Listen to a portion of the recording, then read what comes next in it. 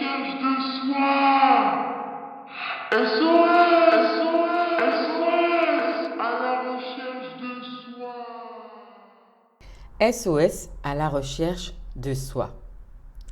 SOS à la recherche de soi est une invitation à prendre le temps. Prendre le temps pour se connaître, qui je suis, à quoi j'aspire, qui je souhaite devenir. Partir en quête de soi demande souvent du courage et de la persévérance. Mon but est de partager avec vous ma philosophie de vie, de vous offrir une façon d'aborder la vie. Au-delà du bruit extérieur, retrouver le calme intérieur, faire le silence, apaiser son esprit et ainsi retrouver la sérénité. Aujourd'hui, je vais aborder avec vous la notion du sentiment de légitimité, également appelé le syndrome de l'imposteur. C'est un sujet qui me touche tout particulièrement avec la création de mon entreprise de coaching. Comment se manifeste le syndrome de l'imposteur?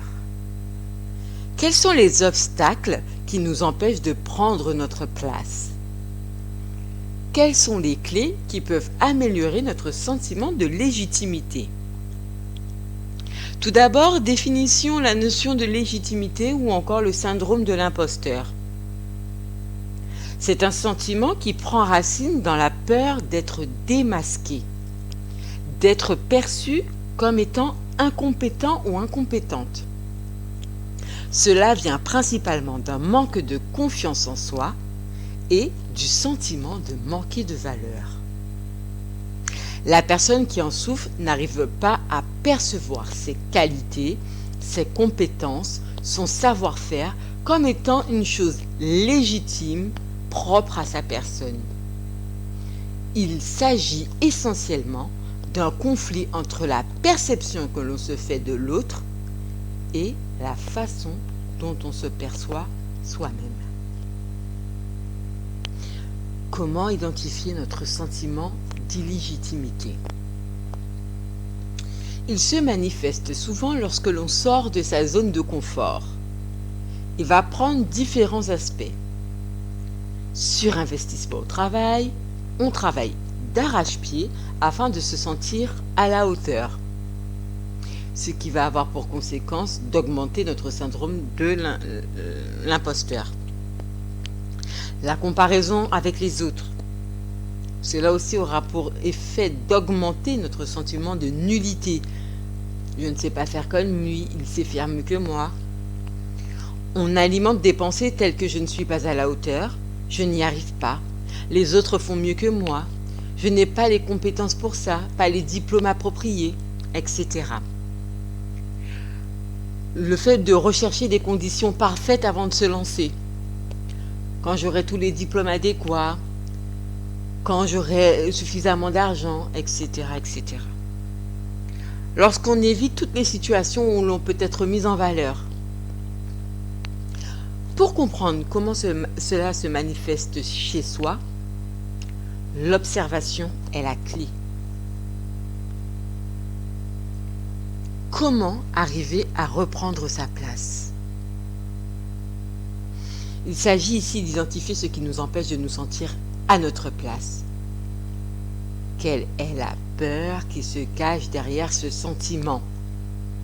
Ce peut être la peur de manquer, la peur de ne pas être à la hauteur, la peur du rejet, la peur de ne pas être aimé. Une fois que nous avons identifié la peur cachée derrière notre sentiment d'illégitimité, il est utile d'observer ce que cela provoque chez nous. Pourquoi nous cherchons à l'éviter? D'où vient l'idée que nous avons peu de valeur, que nous ne sommes pas aimés pour qui l'on est? Notre notion de manquer vient-elle de notre propre expérience ou de notre éducation? Que signifie ne pas être à la hauteur? Ici, je fais référence à un travail d'introspection pour comprendre notre schéma de pensée, l'observer puis l'accepter. Il est important de ne pas se culpabiliser ou de se juger pour y avoir cru. Le doute est humain. Mais une fois que l'on a identifié, nommé, reconnu, observé et accepté, il nous faudra passer à l'action pour le transformer. Ce qui vibre à l'intérieur de soi, ce qui provoque de la joie, un sentiment de paix, sont autant d'indicateurs pour confirmer que nous sommes à notre place. Comment améliorer notre sentiment de légitimité? Pour cela, nous devons reconnaître notre valeur, nos qualités, nos compétences, nos talents, savoir avec certitude que nous sommes à la bonne place, travailler sur la notion de pardon de soi, d'acceptation de soi, suivre son sentiment de joie, d'amour, de paix, sortir de sa zone de confort aussi souvent que possible, travailler sur son estime de soi et sa confiance en soi. Ce qu'il nous faut éviter, se comparer aux autres, alimenter des pensées négatives à son égard, éviter de se rabaisser, éviter de rentrer en compétition avec les autres, éviter un discours dévalorisant envers soi-même. Pour transformer le sentiment d'illégitimité ou de syndrome d'imposteur, il faut comprendre que cela est avant tout une question de perception. C'est comment je me perçois et perçois le monde. Quel est mon angle de vue sur la vie? Il va falloir transformer ses pensées, reprendre confiance en soi, reconnaître sa valeur, son sentiment d'être unique, de savoir que l'on est à l'endroit où cela pousse pour soi. Je finirai cet épisode par une citation de Milan Kundera. Ce qui distingue l'autodidacte de celui qui a fait des études, ce n'est pas l'ampleur des connaissances, mais des degrés différents de vitalité et de confiance en soi.